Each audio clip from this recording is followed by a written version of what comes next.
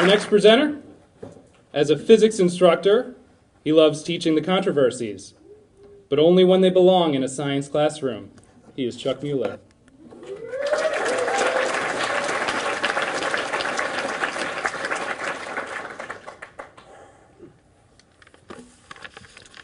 Hi, I'm Chuck, and I teach physics at Lakeland College. And if you read a science textbook like I do for fun, you might get the impression that science is a sterile collection of facts that's been handed down over the generations. But this couldn't be further from the truth. Science is a process, it's a conversation, it's an internet flame war that's been going on since the 16th century. So what I'd like to talk about is I'd like to talk about some of these arguments that we've had in science and see how change happens as a result. The first argument I want to talk about is between Aristotle and Galileo.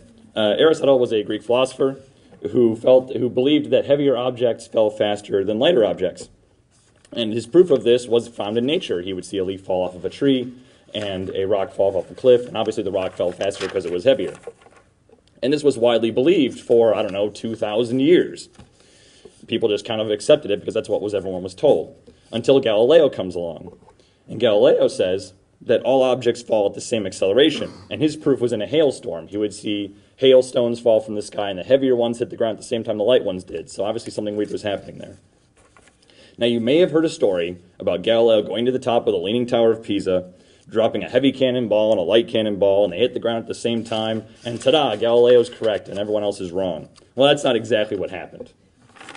It turns out that experiment was actually performed by a colleague of Galileo, who was an Aristotelian, and he wanted to prove Galileo wrong. So he goes to the top of the Leaning Tower of Pisa, he takes a 20-pound cannonball and a 10-pound cannonball, and he drops them, and it turns out the 20-pound cannonball hits 2 inches before the 10-pound cannonball does. That's the difference, right? So therefore Aristotle was right, heavier objects fall faster. So he writes a letter to Galileo saying he's wrong, and Galileo kind of scoffs. He says, really?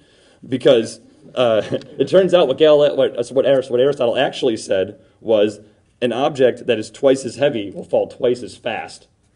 So that means that Aristotle that this experiment actually failed to prove Aristotle correct. But his Aristotelian colleague was trying to hide his failure behind those 2 inches. Now what we can learn from this is that, first of all, honest experiments can't lie. Doesn't matter who does them.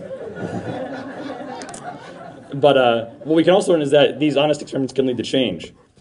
Another thing we can learn is that science has a pedigree of challenging old beliefs. Aristotelian physics was around for 2,000 years before Galileo came along and challenged it.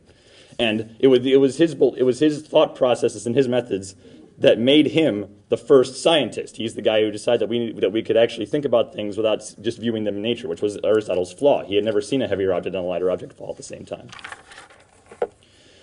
So my second argument is between 2 guys in the 19th century, 2 guys named Fresnel and Poisson. Poisson was a mathematician who believed very strongly that light was a particle. It was a tiny bundle of energy.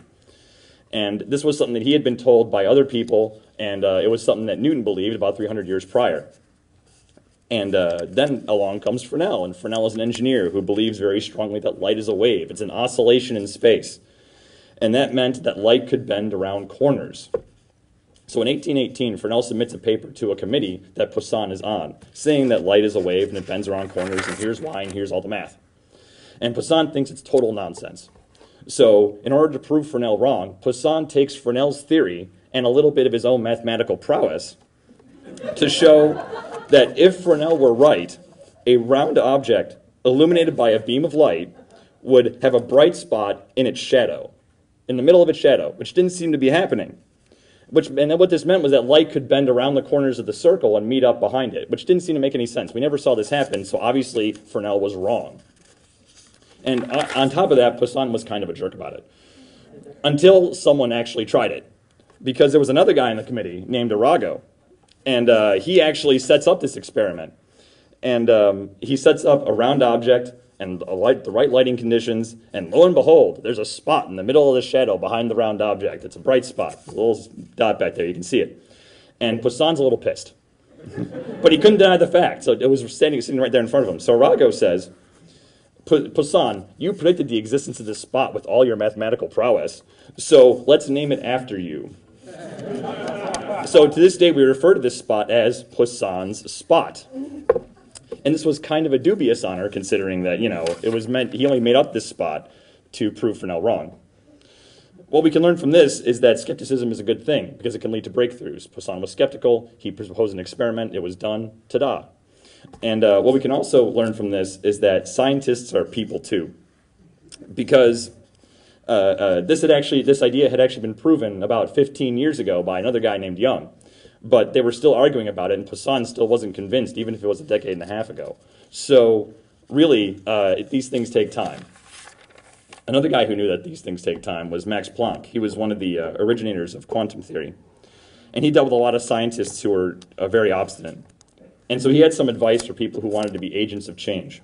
Here's what he said. A new scientific truth does not triumph by convincing its opponents and making them see the light, but rather because its opponents eventually die, and a new generation grows up that is familiar with it. So if you have a new idea and you want to cause change in society, here's what I'm trying to say. You have to be honest, and you have to be able to be honest and have to be skeptical about yourself and let other people be skeptical. But what you should really do is teach the next generation your idea so that they'll grow up being familiar with it and they'll be more readily accept it. And above all, you should probably be patient. Because it's not people with old ideas or even skeptics that hold back progress. Because we've had those people in science, and they do lots of good work. There's lots of old ideas that come back, and there's lots of new ideas that overtake old ideas, and sometimes new ideas and old ideas fit together pretty well. But the only people who can really hold society back are those who are unwilling to accept change. I want to thank you guys for putting up with my laryngitis. Thank you very much.